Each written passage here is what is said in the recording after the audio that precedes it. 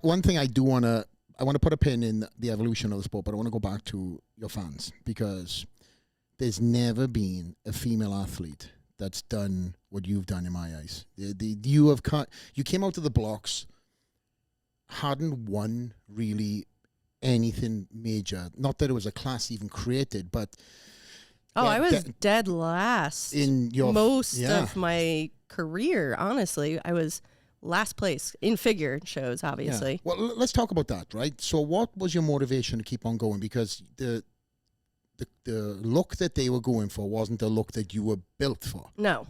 You know, obviously the class got developed later down the line. It's much different now, obviously. But dare I say it, I feel like they created that class because you were there and you were the superstar in the class. They didn't know what to do with. I tell everyone that they just couldn't deny me anymore. They're like, fine, this Dana Lynn Bailey girl keeps showing up and looking like, we'll just make a class for her. Let's just create a class. Fine.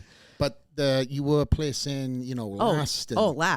Last call outs. So what was your motivation back then to keep on going? Because, again, there was no class created.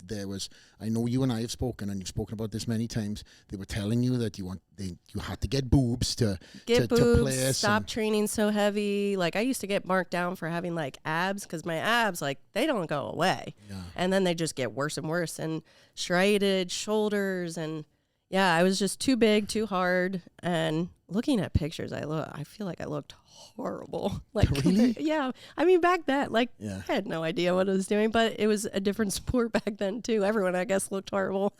But yeah, dead last. And at first it was like really hard because I was like, what the heck? Like, I feel like I look way better than all of these people. Like, look at my shoulders and. Because you were conditioned. Yeah, I was conditioned. The girls are beating you. You were super soft. I've seen pictures and showed me back then. It was crazy. And I realized I was competing because it gave me a reason. I liked competing because I'm a competitor at heart. I've been competing in sports. Like, I was on the swim team at age 5. Soccer too, right? Soccer, basketball, field hockey, swimming, track, and softball. I was a 6-sport athlete. All I know is competition. Mm-hmm. So that was a way, like, I got into the gym and instantly, like, made it into a competition with myself. It's like, how many pull-ups am I going to get? What can I bench today? And then competing came in, and I was like, okay, now I have a reason to be doing this. Like, I'm training for something. I'm lifting weights so I can compete. Like, I liked getting ready for something because for me, like, I used to love practices, like soccer practice, like, that was even more fun than almost like playing sometimes. Like, I liked preparing for the big thing. So this was like my way. Okay, now the gym, this has a reason why I'm here. It gives it a reason. So I kept doing it and realized, like, we had also started YouTube at that point in time, and we were really starting to gain a following because we were like first the scene on like YouTube. I remember there wasn't a whole lot of people doing it, and if they were fitness, it was like girls deadlifting in like thongs and stuff because that's really? what, oh my God. Like, you remember like the Larissa Reyes, like that, you remember that era? Yeah. Like, it was just wearing, and that's just what fitness was back then. And I think it's evolved as well. And I think I actually had a part in doing that. Oh, so no, you were pioneer, no question. Yeah. So when we started doing workout videos, it was almost like we made it into like music videos. So it was just fun, entertaining, vloggy style. You'd come eat with us, and it was just us training together. And like, you didn't have a girl training, and like I was benching like 100-pound dumbbells. Like, there was no other girl on the internet doing that. Yeah. And I would just try to do like just crazy weights, and I'm wearing like baggy sweatpants, and like, people felt comfortable with me because, like, if like, let's say you're watching the internet and you're watching some girl deadlift in a thong, you can't show your wife that, but a guy could be like, hey, this girl's pretty awesome. And the wife isn't going to be like, what are you watching, porn? Because I wasn't like that. Yeah. So I was friendly to everybody. Yeah.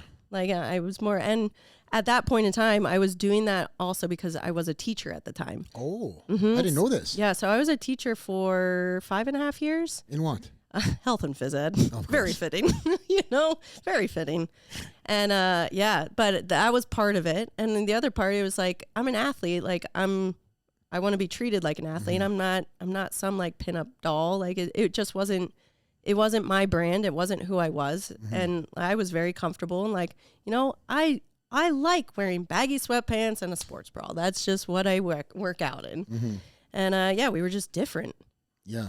I don't know if that answers my question. No, so we were, oh, no. See, here we go. You have to keep me on track, man. I'm a rambler. I just tell stories. When people interview me, you sound like me. So this is great. You know, I found my female equivalent. So at that time, so when I was competing and we were doing YouTube, I would get off stage after being last place, and people were like lining up to like take photos with me. I was like, what the crap? As an amateur? As an amateur. At an amateur show, I was in like we started going to expos with that other company that I used to work with. Yeah. We don't talk about them anymore, but I was with a company before, and that's sort of how I started getting into expos. So he would come to the shows that I would do and set up little booths, like, because there were other vendors there too. So then I would go back and like help him with the booth, and people started like forming lines for me. I'm like, what is happening? And like, don't you want to go with the girl that got first place? She's holding the trophy over there. No one cared about her. Yeah. They cared about me. I was like, cool. I saw it as a platform. Okay, this is my platform. Doesn't matter if I win or lose. This is where I can show like what I'm capable of doing. So I used it more of a platform, and also to give the gym a reason. You know, I just like competing. Yeah. Did you have the YouTube then? Did you mention that? Mm-hmm. So these people recognize you from YouTube? Yeah.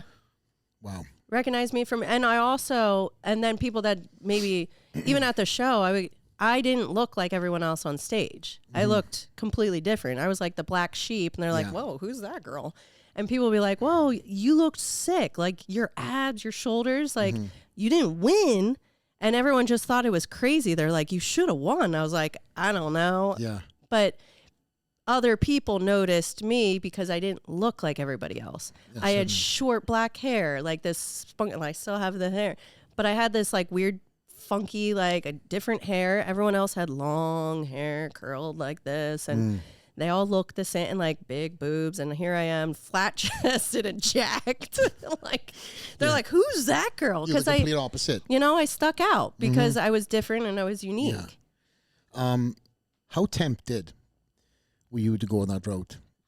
I was because there have been many talks. Like Rob and I would sit down and like talk about goals, and I remember actively writing my goals out of things I wanted to do, and I wanted to be at that time whatever a fitness model was. Like I wanted to be on covers of magazines. I wanted to write for magazines. I wanted to compete. I wanted to be a sponsored athlete because I thought that was. Like that's back then you had to compete to be a sponsored athlete. So that's why I was competing. So I was really trying to take these shows like seriously. And there was like a discussion at some point in time where it's like, well, do I get boobs to like do better? Like, do I like change myself?